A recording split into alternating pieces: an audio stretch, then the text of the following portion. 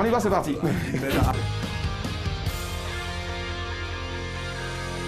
Le ton presse, évitant le stress.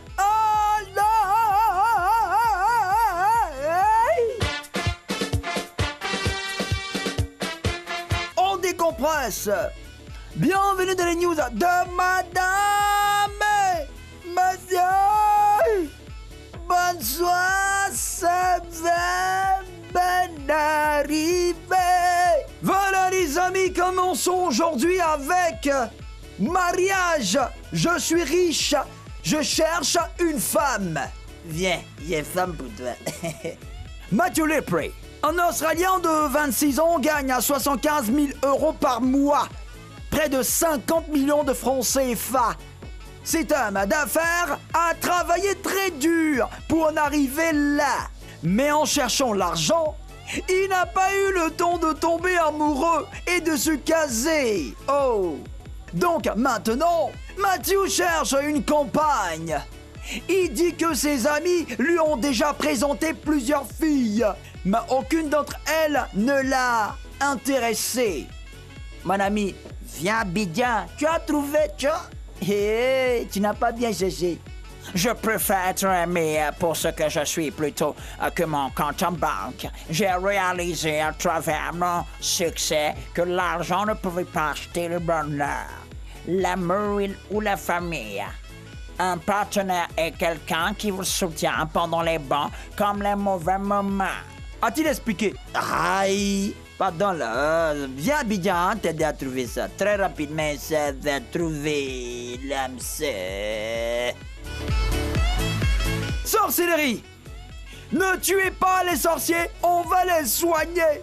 Ah, faut envoyer ça y est, voir. Dans l'état d'Edo au Nigeria, les sorciers ne peuvent plus être tués ni frappés. C'est une décision du chief David Edebiri. Ce dignitaire de l'État dit qu'on ne doit plus tuer les personnes accusées de sorcellerie une fois qu'elles ont confessé leurs méfaits. Les sorciers et les sorcières sont mes sujets. Nous les traitons de façon décente. Il n'y a pas de processus magique pour eux. Une fois que l'un d'eux révèle être sorcier ou sorcière, nous l'envoyons dans une maison réservée à cet effet et un chef reçoit le pouvoir de s'en occuper. Dit-il, entre nous, est-ce qu'on peut guérir un sorcier? Mon ami, ils n'ont pas encore tué quelqu'un chez toi, c'est ça, tu parles comme ça. S'ils ont tué et puis tu as attrapé, tu vas voir toi-même comment tu vas les frapper. People, encore un footballeur cambriolé. Les cambrioleurs aiment particulièrement les maisons des footballeurs professionnels. C'est normal, il y a là-bas.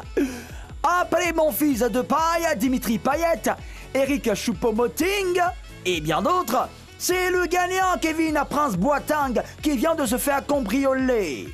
Il y a personne là-bas bien. Ils vivent seuls. Hein? Fraîchement transféré au FC Barcelone, Boateng était titulaire lors du match à Barça-Valladolid. Mais à la fin du match, en rentrant chez lui, il a constaté que les individus sont entrés dans sa maison pour le voler. Montant du forfait, 300 000 €. On laisse pas la maison. Près de 200 millions de francs CFA en bijoux, en argent liquide. Terminons avec un chauffeur incroyable. Il a payé les gens pour qu'ils l'agressent, hein? Tiens, là-haut là, ils ont là-haut dans les news même. Tchè! L'acteur américain Jussie Smollett de la série Empire est dans de beaux draps. On l'accuse d'avoir payé deux frères pour l'attaquer en pleine rue pour ensuite utiliser cette agression pour faire le buzz dans les médias et sur Internet. Il paraît qu'il était dans le film Empire là encore bien. Ça agit sur toi, hein? Faut te revoir, mon ami. Faut te revoir. En racontant son agression dans les médias, Jussie Smollett disait qu'il avait également subi des insultes raciales et homophobes. La presse américaine soupçonne fortement l'acteur d'avoir monté tout ce scénario pour se faire mousser. Tiens, dans quel problème même? C'est tout le temps presse, évitant le stress. Oh là, on décompresse. C'était les news de Madame Mathieu.